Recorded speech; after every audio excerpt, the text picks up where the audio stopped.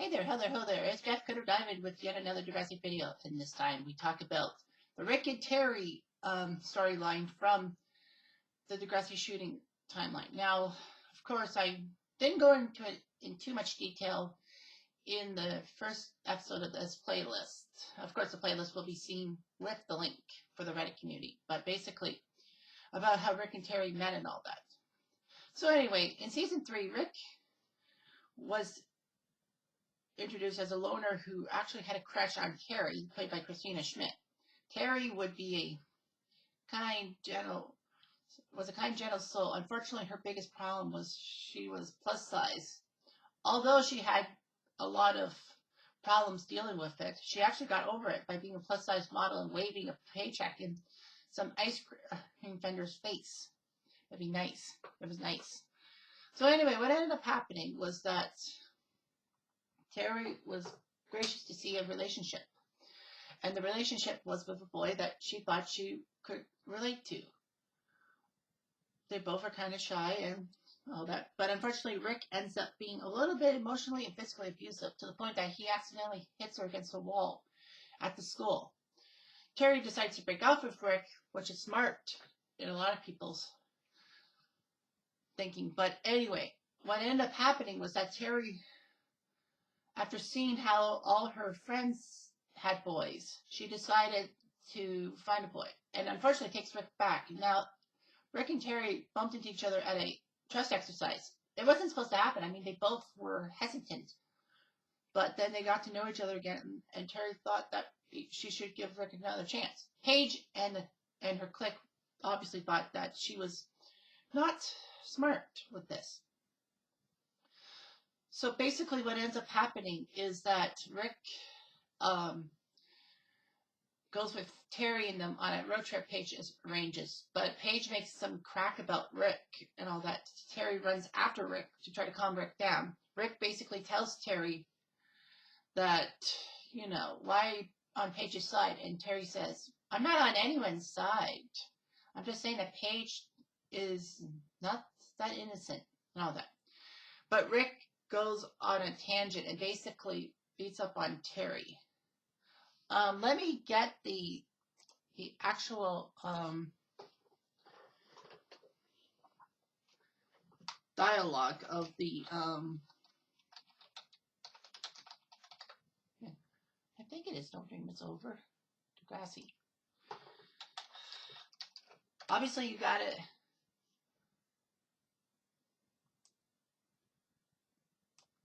Yeah. Obviously, if you don't put Degrassi in front of it, it'll tell you the song.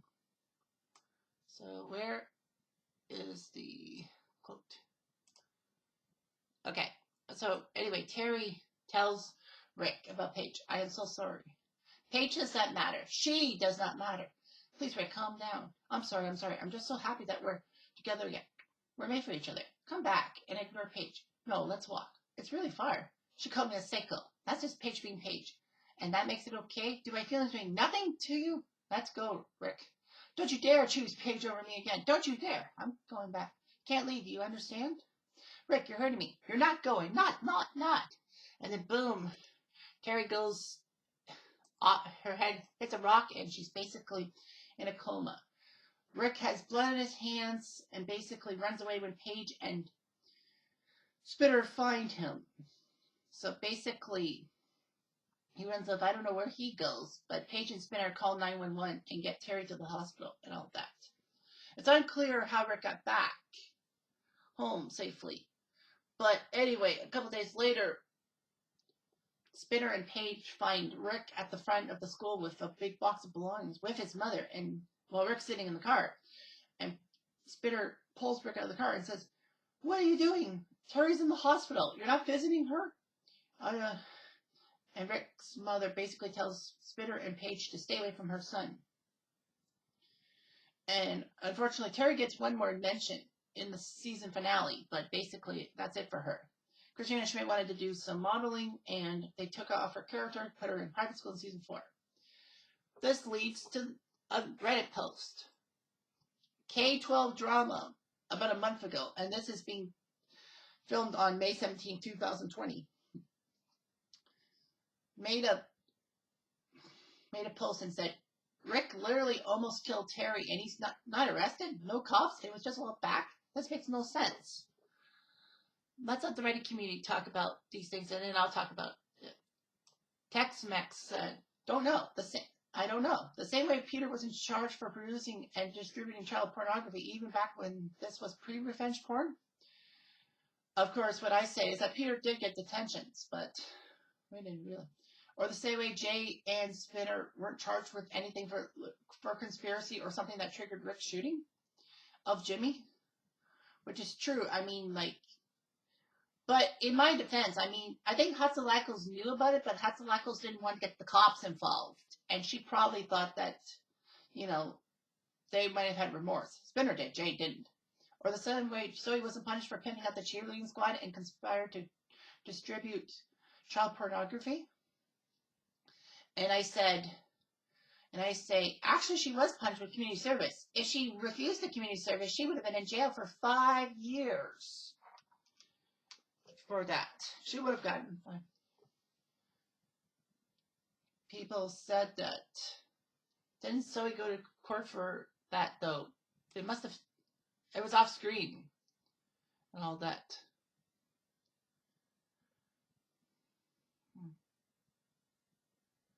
So, yeah, so she had to do community service.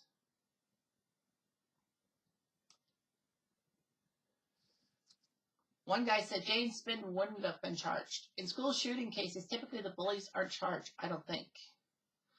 That gets me to another one. Yeah, they wouldn't have been. They didn't conspire with Rick or know he had access to a gun, and we're not aware he brought one to school, says Skeleton Sex. If it weren't for the paint and feathers incident, it would have been a different incident that set Rick off. If they didn't blame Jimmy, he wouldn't have been shot, but they didn't encourage him to shoot up the school. Now, that's the point I like. Basically, they didn't know that he had a gun.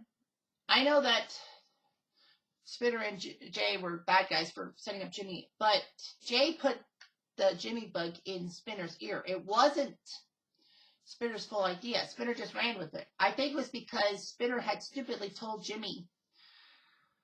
Well, earlier in part 2 of Time Stands Still, Spinner told Jimmy about the prank and all that, which was stupid because if Spinner had kept his mouth shut, maybe Spinner and Jay would not have had to blame Jimmy. Or they could have, or if they did blame Jimmy, then basically they blamed Jimmy because he switched sides. He was on Rick's side instead of Spinner, Jay, and Alex's side. Yeah. Right.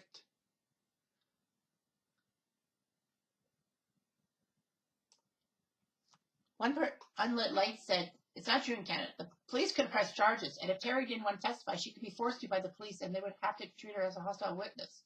Most abuse victims do decide to testify. It's not a crime against the individual, it's a crime against the state.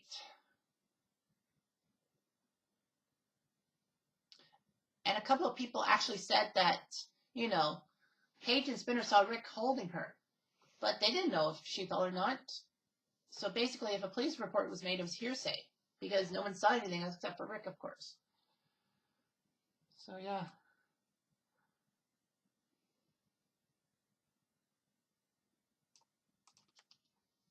Well, Pacman also said, there were no witnesses besides Rick and Terri. All Spinner and Paige saw was a panicked Rick tending to Terri. From a legal perspective, it's unwinnable. Even if Terri and her father pressed charges, there was no way a jury would have convicted him.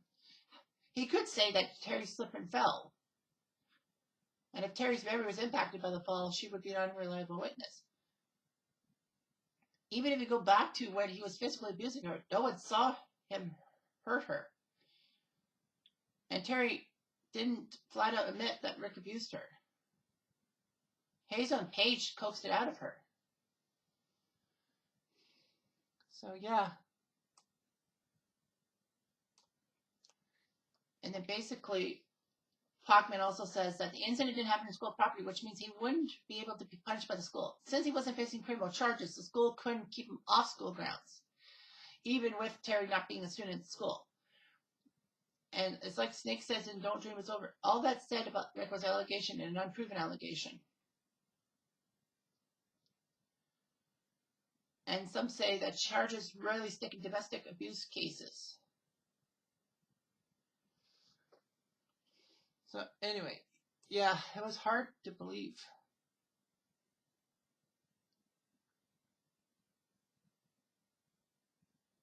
So yeah, so basically they're talking about the he said, she said philosophy of Rick and Terri. So basically, yeah. And, we thought that Rick was going to be off Degrassi forever. I mean, season 3 was the last season I watched before I moved to Kitchener. And then, I was in college and I was not really paying attention to Degrassi as much for like 4 or 5 years. And basically, I had to read up and watch the old episodes again. And basically, Rick was in, well, Mercy Street. Now, people might say it's a third or fourth episode. But for people that say it's the third episode, they count the season 4 premiere as a two-parter, which is one full episode, which CTV did. I think they did that as a 1 hour show. So that meant that one, but it got split up into two, of course. And then, of course, with a two-parter, and there was another episode before Rick came back. So that's 3, and then you got number 4. So in Mercy Street, Rick comes back, and everyone is appalled by it. I'll get more into this detail when I make another video. And heads up, it might be a little controversial, but it is what it is. All right, but anyway, back to this video. So anyway, yeah, CTV stupidly left the deleted scene out that is seen in the DVDs. That basically Marco and Alex try to convince Raj that it's a bad idea to let him in the school. But Raj basically said, I know about your concerns, but because he hasn't been charged with anything, and also with Terri being at a private school, I can't do anything about it, which is true. I mean, the police and the school board, well, there were no charges. So the police and the school board couldn't have talked to Raj and said that you can't bring him back and all that. If there was a criminal charge, then yeah, he couldn't be on school grounds because he was incriminated. And basically, he wouldn't have come back to Degrassi, and they probably would have never seen him again. Who knows? Or maybe Rick might bide his time and come back in the next season and then basically cause a lot of havoc. So, yeah, that's the major question is, why did Rick get away with everything to do with Terri? It's simple. Hackman was right, saying that, the legal ramifications, and besides, it was just hearsay. I mean, the only person who knew about the incident was Rick. Well, and Terri, too. Like, Rick pushed Terri into the rock. They're the only two that knew what happened. And, Rick's not going to confess anything to anyone. But I think that basically his abuse actually got through to his mother and all that. I think his mom and dad put him in therapy.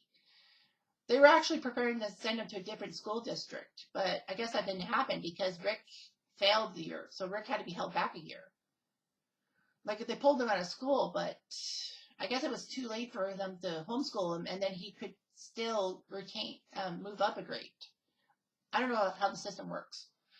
So anyhow, yeah, Rick got away with it because, there were only two people there. Paige and Spinner just had hearsay to go on, and the school board / the police didn't press charges on Rick. Because how could you do it? It could have been hearsay. Or you just forced Rick to take a lie detector test if that was legal. So anyway, that's it for this video. There'll be another one coming up pretty shortly.